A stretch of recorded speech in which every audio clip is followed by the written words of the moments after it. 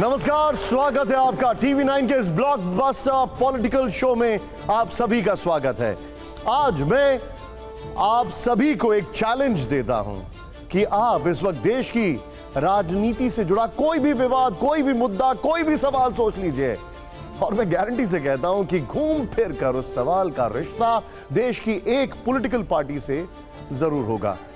ऐसी पार्टी जिसका लोकसभा में सिर्फ एक सांसद है, एक पूर्ण राज्य और एक केंद्र शासित प्रदेश में सरकार है, लेकिन फिर भी सियासत की सुर्खियां अक्सर उन्हीं से शुरू होती हैं। वो पार्टी कौन है, हमारे आज के मेहमान कौन हैं, ये बताने से बेहतर है मैं उन्हें अपने स्टूडियो में ही बुला लूं, क्योंकि आज हमारे पास है जोरदार सवाल और उनके पास है जबरदस्त जवाब भी।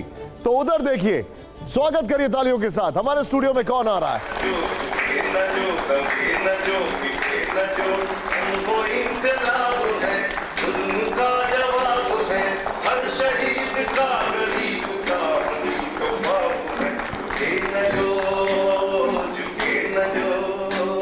स्वागत है आम आदमी पार्टी के राज्यसभा सांसद, बेहद दमदार प्रवक्ता संजय सिंह जी का। संजय जी, हमारी एक खास एडिटर्स आपके साथ हैं और हम आपसे बहुत सारे सवाल पूछेंगे।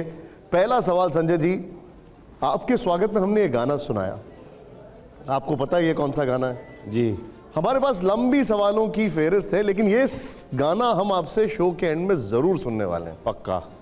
अब सवालों का सिलसिला जो है वो शुरू करता हूं मैं। सबसे पहले तो आपको यूपी निकाय चुनाव और के लिए जोरदार प्रदर्शन जो आपने किया है और जालंधर के साथ लोकसभा खाता खुलने की बधाई। बहुत धन्यवाद आपका।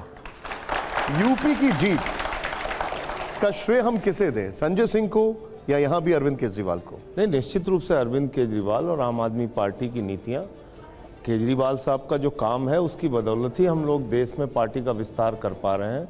शिक्षा के क्षेत्र में, बिजली पानी के क्षेत्र में, स्वास्थ्य के क्षेत्र में अरविंद केजरीवाल जी के मॉडल की चर्चा आज देश के हर हिस्से में पहुंच रही है। और अगर वोट देने के लिए उत्तर प्रदेश की जनता तैयार हुई तो हमारा कोई जातीय आधार तो है नहीं, ना कोई धर्म के आधार पर हम राजनीति करते हैं।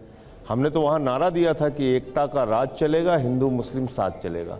उसकी शुरुआत हुई है, एक अच्छा रिजल्ट आया आम आदमी पार्टी के पक्ष में। निश्चित रूप से केजरीवाल जी के काम की, उनके नीतियों की, उनके नाम की उत्तर प्रदेश के अंदर भी जीत। अब आपने केजरीवाल जी का नाम लिया है, एक मॉडल का नाम लिया है। ये सवाल जो है मेरा आपसे इसलिए है क्योंकि आप ईमानदारी की कस्में खाते हैं। आपके 2 बड़े मंत्री जेल में हैं, आप स्वराज की बात करते हैं, लेकिन आपके राज्य में खालिस्तानी अलगाववादियों की आवाज़ें बुलंद होती हैं। आप सिस्टम बदलने आए थे, लेकिन आज तक दिल्ली के किसी भी उपराज्यपाल से आपकी कोई पटरी नहीं खाई। हम सब देखते आ रहे हैं। आप कहते हैं कि सत्ता का लालच नहीं है, लेकिन उत्तर से दक्षिण तक सिर्फ सत्ता के संघर्ष में आप दिखाई दे रहे हैं। आप कहते हैं कि सारे मिले हुए हैं, लेकिन ज्यादातर विपक्ष ये कहता है कि बीजेपी से आप मिले हुए हैं। एक एक करके बताएं। बिल्कुल, प्लीज गो अहेड। आपके जवाब। देखिए, पहली बात तो जो आपने कहा कि आम आदमी पार्टी सिर्फ सत्ता के संघर्ष में लगी हुई है।